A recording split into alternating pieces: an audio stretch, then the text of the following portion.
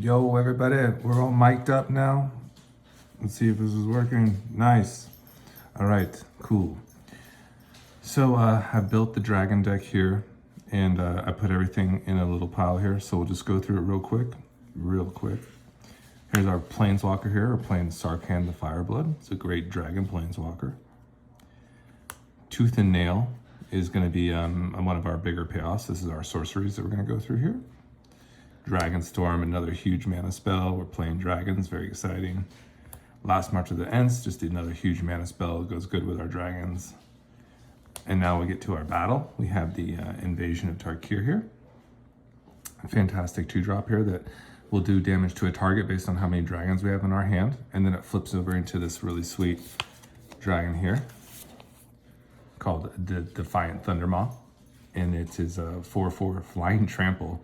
Whenever dragon you control attacks, it deals 2 damage to any target, so it's going to reward us for playing lots of dragons. Fantastic. We're going to be playing Sylvan Library because it's kind of like a slot and staple for our green decks. It's going to draw us a ton of cards. Dragon Tempest is like a perfect enchantment for our dragons. It's so we're in our enchantment section now. So whenever a creature with flying enters the battlefield under our control, it gains haste, so we'll give all our dragons haste. And whenever a dragon enters the battlefield under control, it deals X damage to target creature player, where X is the number of dragons we control. This once again just rewards us for playing lots of dragons. Aggravated Assault. This is one of our extra combat spells. I'd say it needs a lot of support, this particular card. But if we can achieve the Aggravated Assault, it will be a win con, and it will basically lock opponents out of the game with extra combat steps. Garruk's Uprising, just the overperformer, just always does well in my green decks, especially if you have creatures that benefit from trample, and also creatures that have power 4 or greater in your deck. Fable of the Mirror Breaker just goes into every like kind of red green deck. Just anything with creatures that can be copied, it's just fantastic, right? So we love the Fable. We love Chapter 3. We love the Kikijiki shaman that comes and is transformed, and it can copy other creatures that are non-legendary. It's fantastic. Now we're up to our artifacts. So we have a Soul Ring here. It's going to accelerate us with our mana. Prying Blade, these are our colorless artifacts that Meria really loves, the 1-drops. Sensize Divining Top, Commander's Plate, Shadow Spear, very good ring tech to kind of deal, basically let your opponent's ring of power basically, be more susceptible. So it's just a very good tech against the ring. It can make it like lose indestructibility. That would be very nice. The 1 ring is definitely susceptible to Shadow Spear. Mox Amber, just very sweet. 0-drop. We love our zeros in the deck. We have about 4. Mox Amber is really good at fixing mana too. Orb of Dragonkind. This is going to be very good dragon tech. It can act as mana for Meria. It can act as a mana just to cast dragons if we need to do that. And then we can also sacrifice if we need to find some more dragons in our deck. Ring of Alcus. This is an haste enabler. So it's going to be fantastic.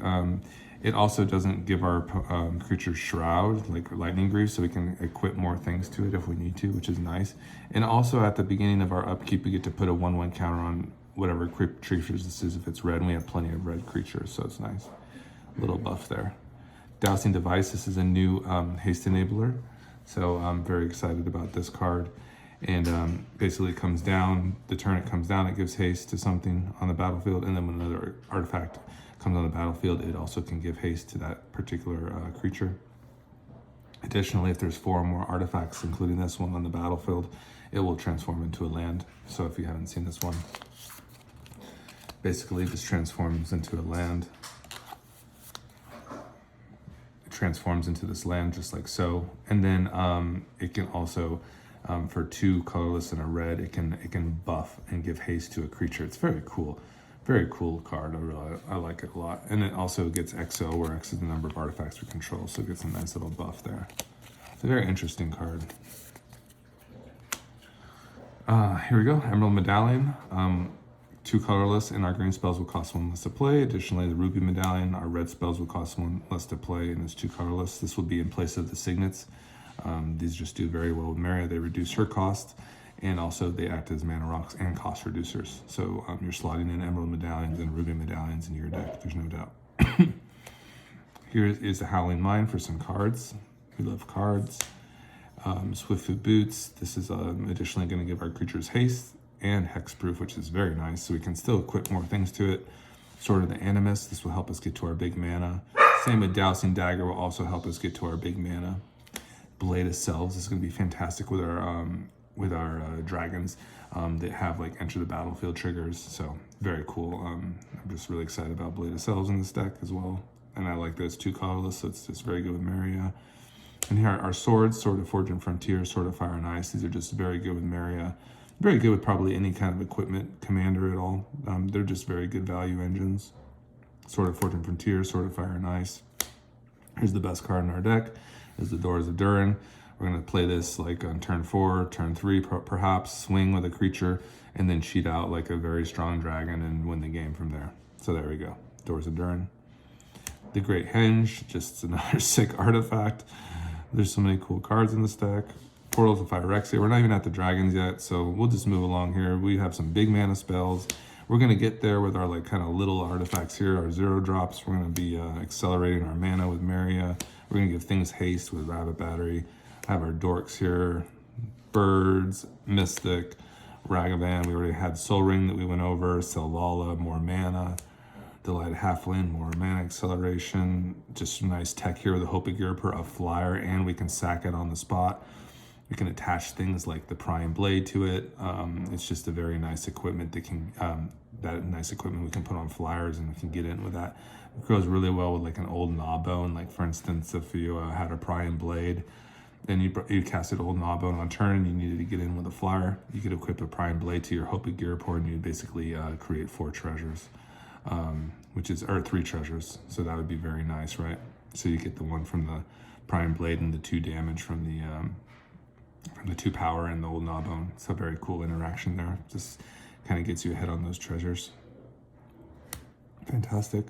Oracle of Moldiah. This will just give us some nice acceleration with our lands. So just more mana, and it helps us kind of get through the lands on the top of our library. Very effective in green decks. Excuse me. Now we're gonna get into the dragons. There's a lot of freaking dragons in here, and I got them all in. So, you can go ahead and read these ones, but they're all just very cool and strong. And I definitely will post this list on the Mox Field as well for you, if you're interested in getting into some big mana artifact dragons. This is it. All right. So here's your Dragon Lord Atarka. Big 8/8, has a nice enter the battlefield trigger. We like removal. Our dragons are going to basically fuel the removal for us themselves, instead of in favor of like Blasphemous Axe, Spiteful Banditries. We're just going to be, Beast Within, Chaos Warp. We're going to be getting all that value from our dragons themselves. We're going to be trying to generate our removal through them. So Dragon Lord Atarka is just like a good way to go about some removal. Scourge of Throne, extra combat steps. Terror of the Peaks, we see that as removal. Tyrant's Familiar, we see this as removal.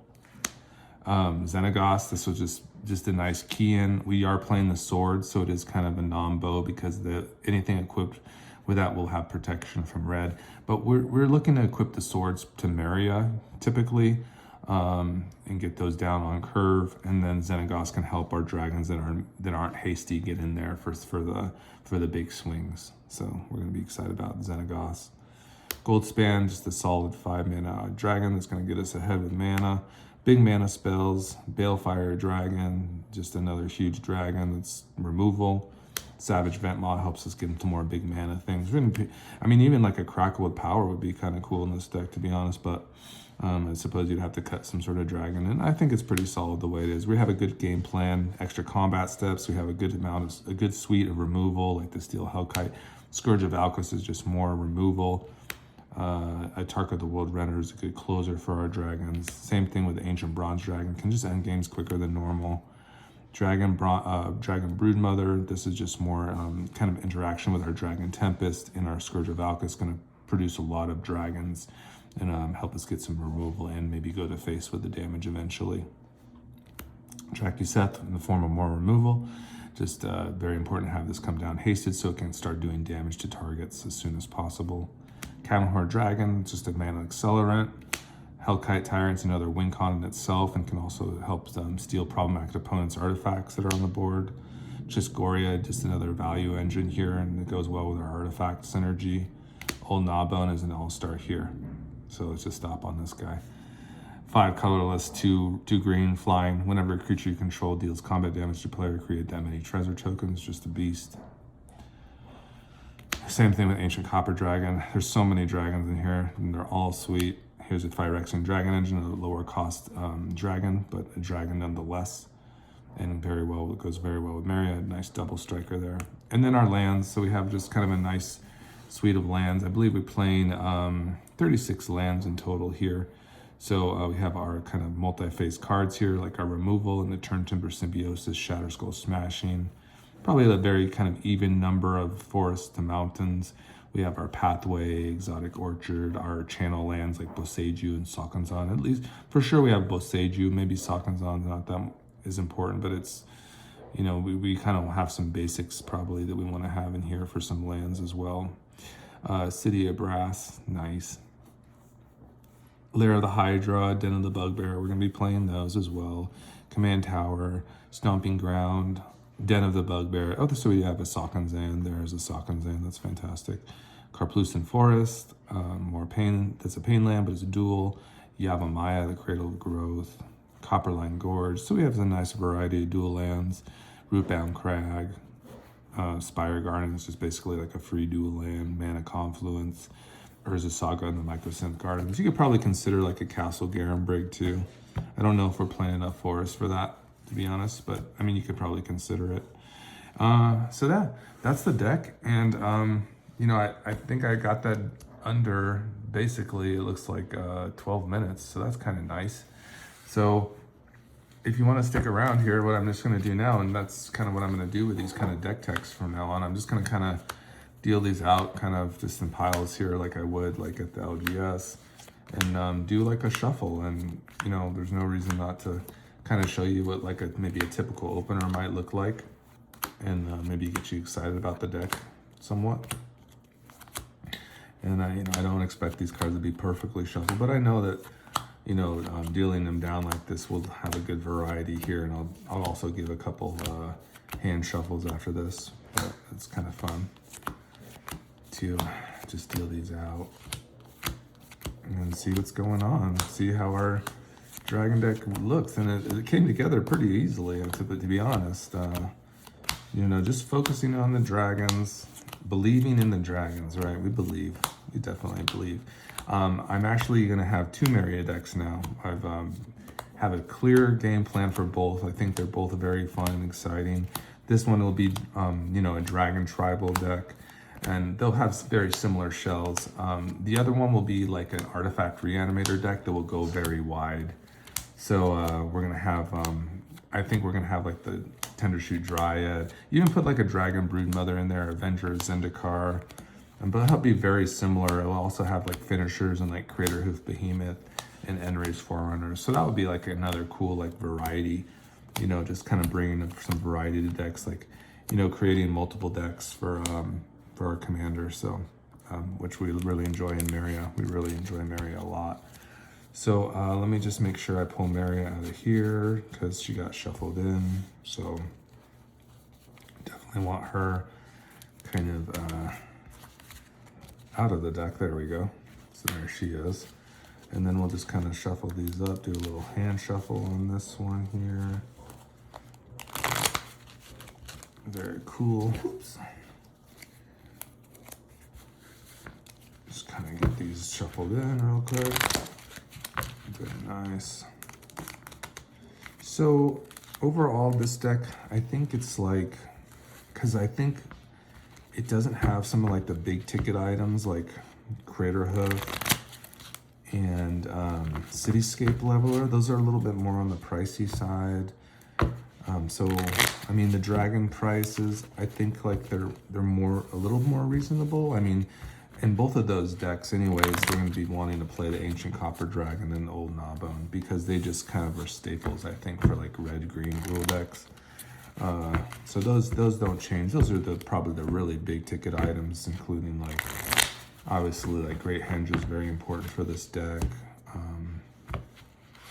Yeah, so I would say like they're probably the dragon version is probably slightly cheaper, I suppose, like slightly cheaper. So just because some of the dragons are just not as expensive as like, you know, Cityscape Leveler and Crater Hoof. So I mean, there's some reductions in there, so it's kind of nice. But let me just go ahead and just cut this up real quick, and hopefully not get too mana screwed here.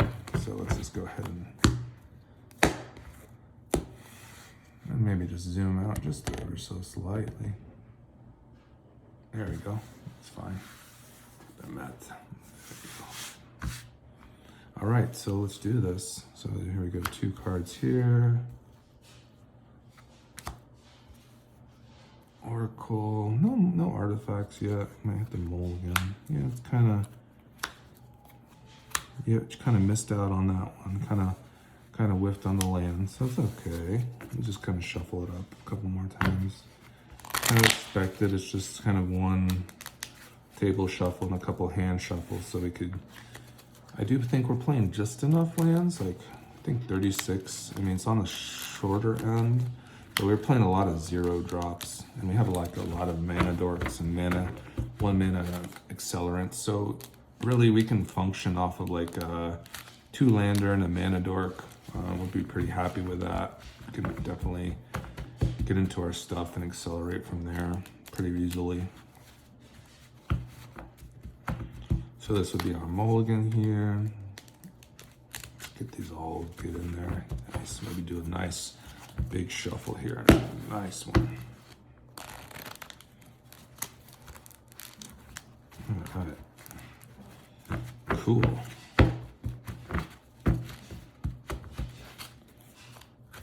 All right, let's just cut this one up here, just like so. And let's deal Silvala. Tyrant's Familiar. All right, this could be good. We just need to draw some land now. That's good. Land. An Ornithopter, land. Okay, I'll take another land. Well, I don't know if we go to 6, but we just really need a forest. If we can draw a forest, we're going to be in really good shape with this. Just because we can lead on commander, play an Ornithopter on turn 1, and then maybe like draw an equipment. In the meantime, and maybe perhaps a forest would be good. It's basically, we reach our criteria, right? Like, I'd say like, this is fine. Like a 2 artifact opener, 2 lands, pretty solid. I mean, obviously, you know, we like mana dorks too, but you know, we can't, with Meria, we're pretty happy with the two artifacts there. So perhaps we just go ahead to our turn, draw. Okay, it's sort of Animus, so it's kind of interesting. So kind of have like a clear path for a turn 2 sword here, and at the very worst we can kind of get in with our Ornithopter, which would be kind of nice. So pretty happy with this. We'll just kind of, you know, deal this out here and see what we're looking for. So we got the forest there. I guess you can consider it a forest, and we would draw that on curve. We would have our den and lair, and we'd be in a really solid spot. We'd actually have we'd be overperforming actually, because we'd have our Ornithopter here and our commander play it on turn 1. We'd have our red and green mana here. On turn 2, we'd have a sword to work with as well. And then once we brought Meria out on turn 3, we could go ahead and equip the sword and start swinging with the Ornithopter and starting bringing lands out. We could even consider the Silvala, to be honest, but we could probably just go with the Ornithopter into the Oracle, maybe bring the Silvala out later.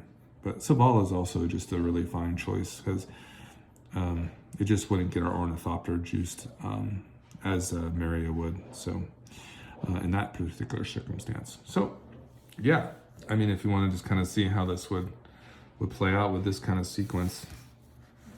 So we basically drew the Let's see here. We drew the sword on our turn cycle here, like so. We'd have a den on turn 1. Then we would go ahead and go into our Ornithopter. We play the Ornithopter out because of like equipments like Pry and Blade or such that we might have had like with a commander plate. You know, it just happens sometimes where we want to equip it on turn 2. See here, we would have drew the sword on that draw step, so we wouldn't be able to play that yet, but we moved to our turn 2 here, and we would go ahead and we would draw the lair, so we got very lucky there to play a forest, definitely. And then we would have gone into our sword from here, just like so. So let me just go ahead and see here, sweet. Just like that. And then on our turn 3, we would have gone ahead and we would have been able to play out our mountain here. So that would have been sweet. And we probably would have drew at this point again. And then what happens when Meria, you'd be able to play the 3 cost. You'd be able to tap the sword and the commander plate for mana. You could even, if you wanted, like equip the commander plate to Meria. It just depends like what you're feeling, but I think like we want to get to land 4. So you probably just go ahead, tap these 2, equip the sword to the Ornithopter, and then swing with the Ornithopter to get a land out with the Sword of Animist. Just complete gasoline, right? And then what we're looking at from here, you can see kind of the explosive nature of this deck, is that even if we don't draw land on the next turn, we will still have, with the sword, we'll have 1, 2, 3, 4, 5, 6, 7, access to 7 mana. We could go into like a Tyrant's Familiar from here. We'd probably want to do that. Probably exhaust our mana, really get a big creature down and starting to, you know, punish our opponents and, you know, take it from there. So this is kind of a nice little fixture here. Like there's a couple different routes we could have taken. We could have, you know, went to Sylvala and Oracle on that turn with the 7 mana, and that way we could have drawn with our Tyrant. That would have been an option too. Just so many different options, but yeah, it's really just a lot of gasoline right there. So yeah, I think we're pretty happy with that result. And we had some nice cards coming along the way. Great Henge, Swiftfoot Boots, Mountain.